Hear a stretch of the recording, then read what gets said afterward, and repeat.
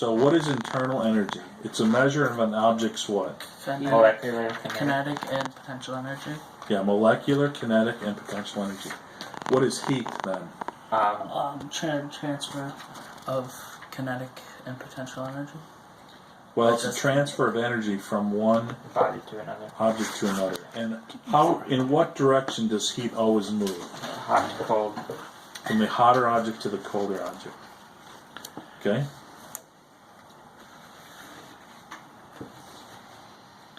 So thermal energy is the kinetic energy of an object's what? Heat. Atoms or Molecules. molecules. Molecules. Right? This is thermal energy is the kinetic energy of an object's atoms or molecules. Could you hand me that? Okay. What? We are filming this. I said John. Still. Okay. What instrument do we use to measure temperature? Thermometer. Thermometer. The process of measuring. Thermometer. Sorry. Alright.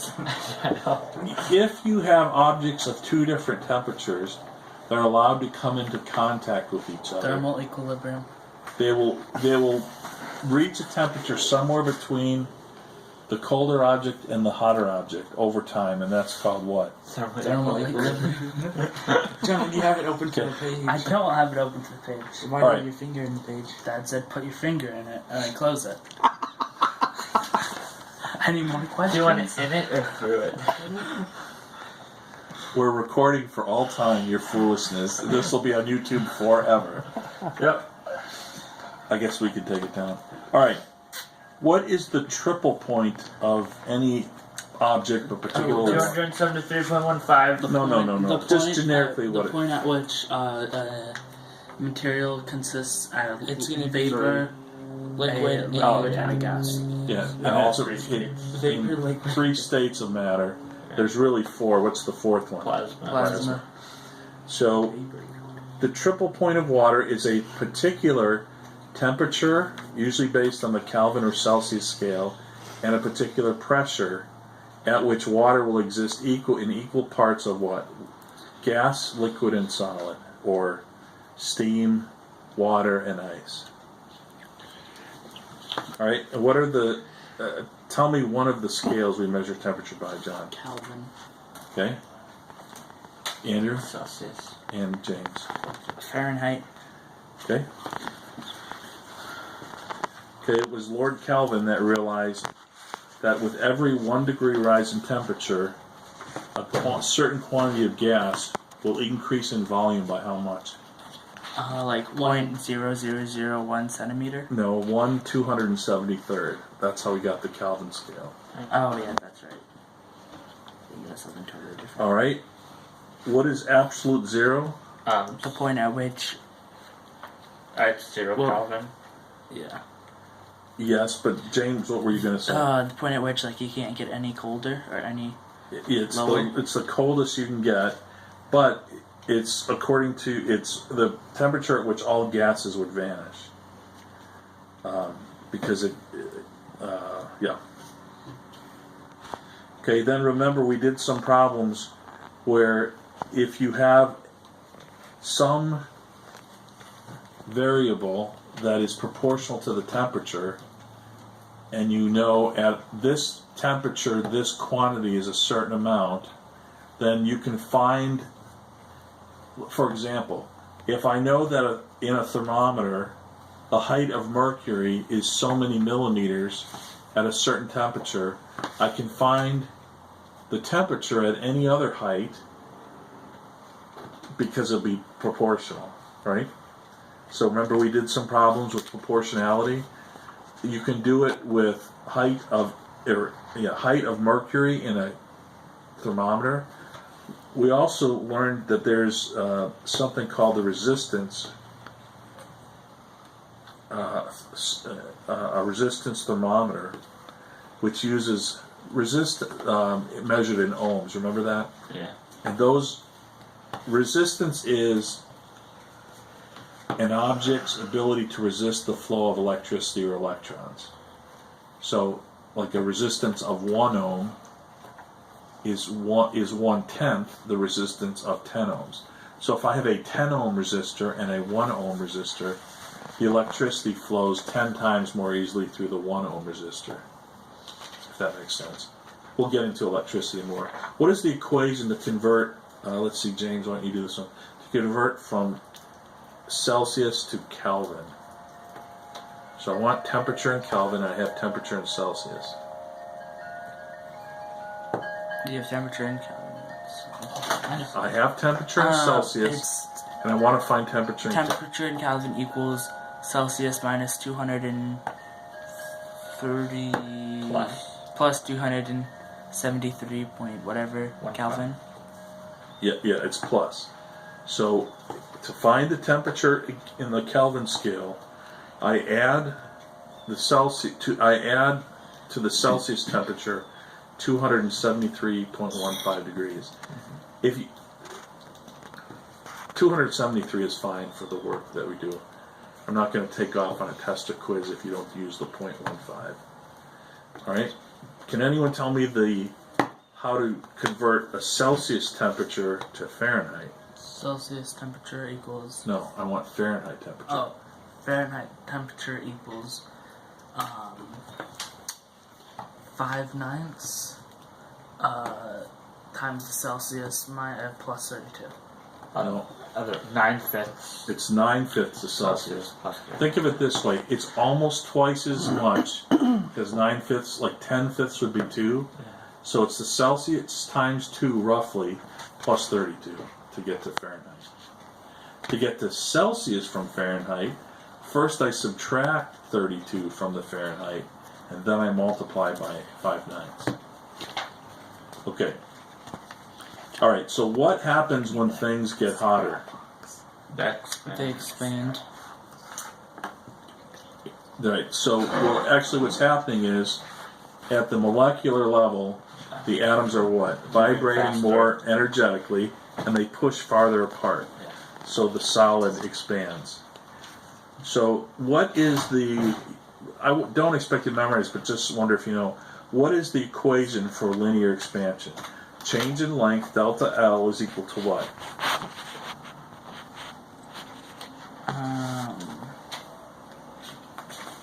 I'm not sure. It's only 3 things. What's one of them? Change in Mass.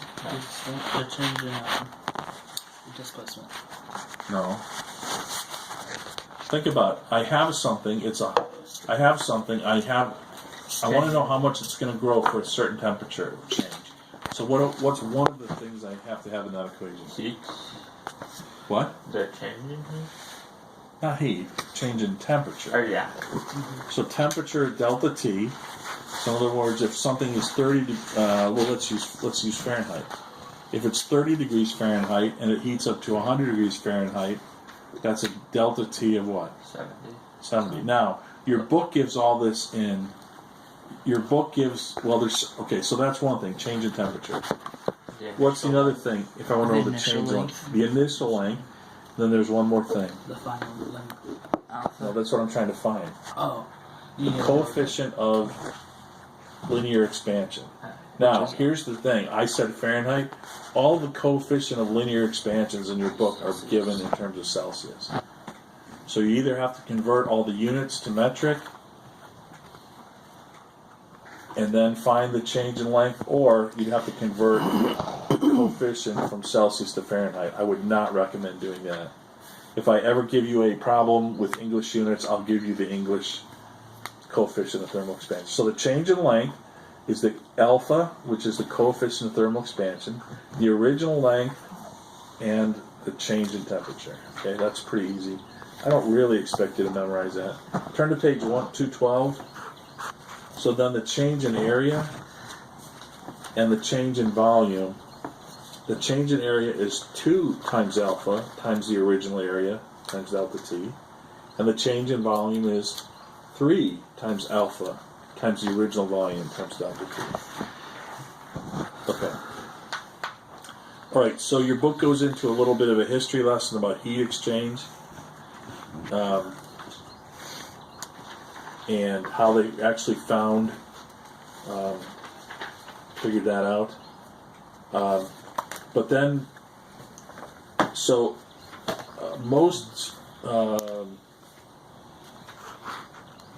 right. So a heat capacity is defined as the heat required to raise its temperature by 1 degree. So capital C is Q over delta T.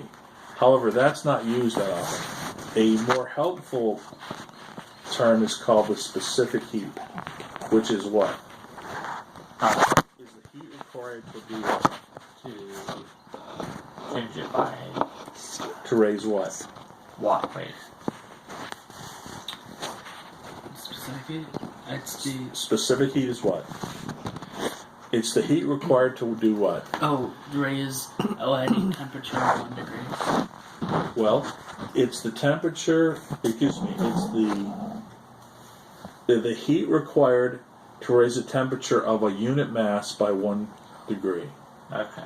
And since these are all in Celsius, with units of grams, it would be the heat required to increase 1 gram of a substance 1 degree Celsius. So those are on page 14.2. I'm sorry, it's table 14.2 on page 214. All right. So then the law of heat exchange is what? Without looking. The law of heat exchange. Okay. The heat gained equals the heat loss. Yeah.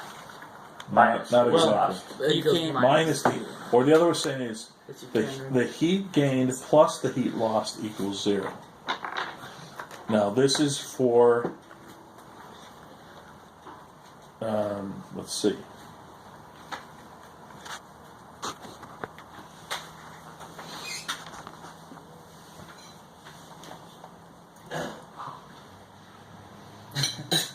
Well, this is true, for example, in our examples where we drop something hot into water, to actually capture it, you can't lose any heat, so you have to put it in a calorimeter. Remember that? So it traps all the heat inside. In general, the heat, if you drop a hot piece of metal in room temperature water, one thing will happen if you don't have any kind of lid on it, steam will come up immediately. You lose some of the heat. So the water will not get as hot as it would if you trapped all the heat inside the container. Okay? All right. So phase change is when we do what? So we did. Wait, let me back up. So using the formula, Q equals what? MC delta T, right? Mass times the specific heat times the change in temperature, and the mass has to be in what units? Grams. Grams. Kelvin. And the temperature has to be in what? Degrees Celsius. Degrees Celsius. So that's one of the unique things, because by the way, some of the Khan Academy, they give the specific heats in joules per kilogram degrees Celsius. So their numbers will be 1,000 times bigger because they're doing it per kilogram, which is probably a better way to do it. However, your textbook, and therefore all the test questions and quiz questions, will be based on per gram.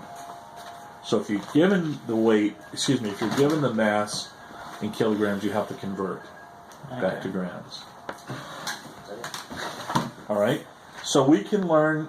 So we did problems where we learned if we change, we could find the heat different, or if you drop something hot into something cold, eventually they'll come to what? Those two Equilibrium. things, thermal equilibrium, and you can find out how much it is. However, if the hot thing is hot enough, you could actually have a phase change, which means what? You're changing from Liquid Water. to solid or solid to liquid. solid to liquid or liquid to gas, right? Okay. Or the other way. Is it You go from gas to liquid and so on. is it possible to skip one phase? No. Well, Actually, you can. Yeah. I think under certain temperatures and pressures, yeah. That's true. You can. can go from ice So the to moisture. so all right. An endothermic process is one in which what? It becomes. It goes from ice to water, or ice to. Or solid to- solid to liquid. Well, endothermic means heat absorbing. So, for example, yes, in an endothermic process, a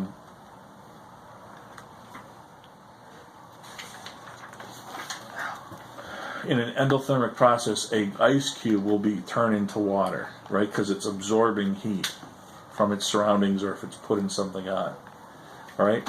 But remember, first you have to get it to the melting point, right?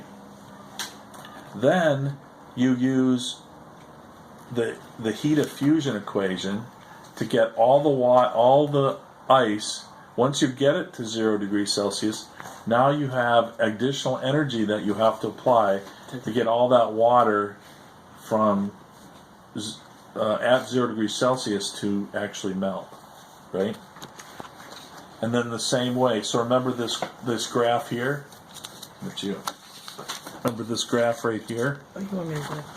where something starts at minus 100 degrees, and then it's brought up to 0 degrees, but then the heat has continually applied over 80 minutes to get it from solid ice to water. Then it increases in temperature again until it gets to 100, but then look at that chart on page 418. It takes 539 minutes to convert all that water from water to steam or vapor. Okay? So endothermic is heat absorbing. What's the term for heat evolving? Exothermic. So it's giving off heat. It's not. Think of endothermic, heat's going in something. Exothermic, it's giving off heat. All right. So then we have the heat of fusion to change something from solid to liquid, and then we have the heat of vaporization. Liquid to gas. That's right. All right, then the last section was on heat transfer, and we had an equation. Oh, so some things transfer heat very well. Those are called thermal what? Conductors. Like copper, most metals are good thermal conductors. They will transfer the heat very well from one end to another. What is something that does not transfer heat very well called? Wait. Inductor. Right now. Good guess. I know it's insulator. Insulator, yeah. Think of the insulation keeps the hot air out in the summer and keeps the warm air inside in winter, right? Because heat wants to transfer to the cold. So the insulation keeps the hot air out in summer, right? Because it wants to come in the house. And it traps the hot air inside in winter. All right? Okay, so then we have an equation for thermal conductivity, which is heat flow per time, which is Ka times delta T over delta X. So look on page 219 and the top left of 218. So heat flow is amount of heat per time. All right, and it's based on K, which is a coefficient of thermal conductivity, times the cross-sectional area, times the change in temperature over delta X. And on the top right, of page 218, it shows what delta X is. Now you can make delta X the full length of whatever it is you're transferring heat through. In this case, they're showing just a portion of it. All right, last thing. So there's ways. How do we transfer heat? There's different methods. What are they? Conduction. Okay, what is conduction? When heat is transferred, how? Two objects that are what? temperatures. Two objects that are the same temperature. No, that are in contact with each other. So you touch a hot thing to a cold thing, and which way will the heat transfer? From Hot to hot to cold. Hot to cold. All right. All right. Convection, heat is carried by There. moving material. For example, air could do it. Also, water could do it. All right. And finally, the heat of radiation.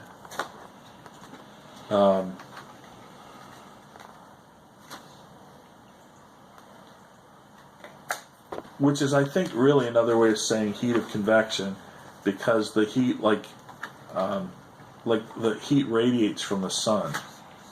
Anyways, that's on page 220. It explains that a little more. Let's see.